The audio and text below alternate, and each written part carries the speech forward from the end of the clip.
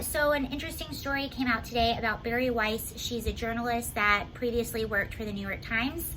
And the headline for today, this is from Fox News, Bari Weiss quits New York Times after bullying by colleagues over views. They called me a Nazi and a racist, she says.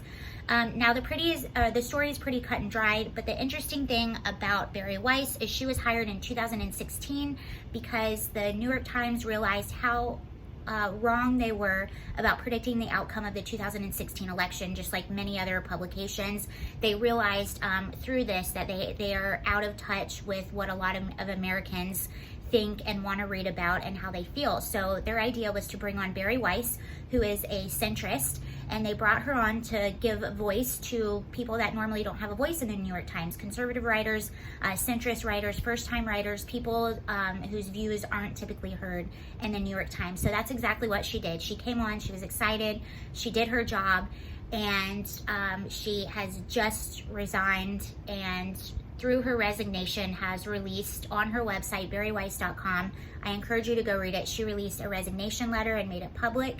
And I don't want to talk too much about her leaving. It's pretty cut and dry. She resigned. But what I do want to do is read parts of her letter because I think it's very important and very telling.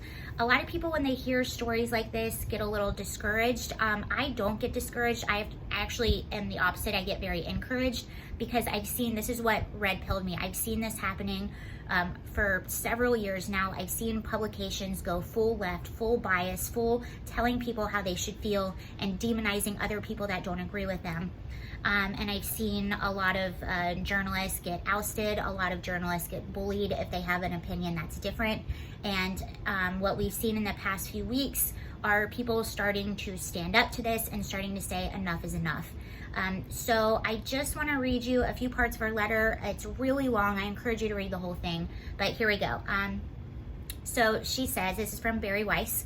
It is with sadness that I write to tell you that I'm resigning from the New York Times.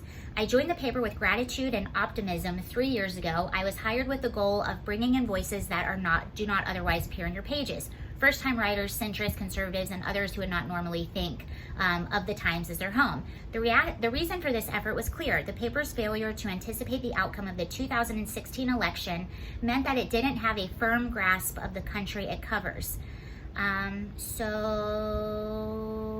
All right, now I'm going to go down a little bit and read you some more. My own forays into wrongthink have made me the subject of constant bullying by colleagues who disagree with me and my views. They have called me a Nazi and a racist. I have learned to brush off comments about how I'm writing about the Jews again. Several colleagues perceived to be friendly with me were badgered by coworkers. My work and my character are openly demeaned on company-wide Slack channels where masthead editors regularly weigh in. There, some coworkers insist I need to be rooted out of the company in order for it to be truly inclusive, while others post axe emojis next to my name. Still, other New York Times employees publicly smear me as a liar and a bigot on Twitter with no fear that harassing me will be met with appropriate action. They never are. There are terms for all of this: unlawful discrimination, hostile work environment, and constructive discharge. I'm no legal expert, but I know that this is wrong.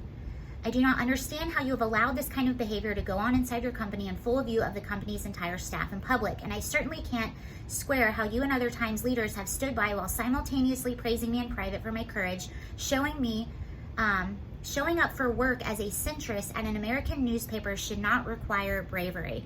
Now I'm going to read you just two more things out of her letter. But the lessons that ought to have followed the election.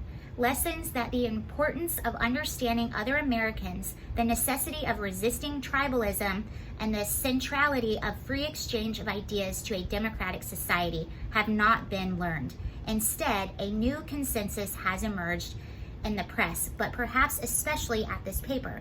The truth isn't a process of collective discovery, but an orthodoxy already known to an enlightened few whose job it is to inform everyone else. Twitter is not the masthead of the New York Times, but Twitter has become its ultimate editor. As the ethics and morals of that platform have become those of the paper itself has increasingly become a kind of performance space. Stories are chosen and told in a way to satisfy the narrowest of audiences, rather than to allow a curious public to read about the world and draw their own conclusions. I was always taught that a journalist that journalists were charged with writing the first rough draft of history. Now history itself is one more, if I don't know that word. Okay, she's basically saying that they're not writing reality. They're not writing history. They're writing their idea of what it should be. And it is a predetermined narrative, not something that is unfolding objectively in front of these journalists. So that's what she said. It's interesting because she's not even somebody who considers herself on the right or far right. She's a centrist. And from what I understand, she hasn't even had that many conservatives right for her. She's had mostly centrist point of views or moderate point of views, and she's still getting bullied by her coworkers. And it seems to be that you're allowed to be a bully. You're allowed to make threats to physical harm. You're allowed to make death threats. You're allowed to call people racist names. You're allowed to demonize someone and completely destroy their character publicly, as long as you are on the right side of the narrative, their side of the narrative. And the truth of the matter is, some of these people that are pretty radicalized, they don't represent the majority of Americans.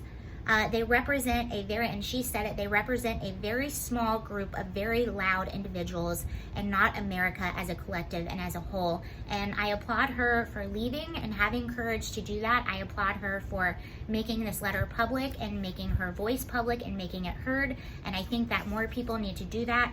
She made complete sense to me, and I wish her well and hope she does good things. Thank you very much. Let me know what you think about this whole situation. Bye.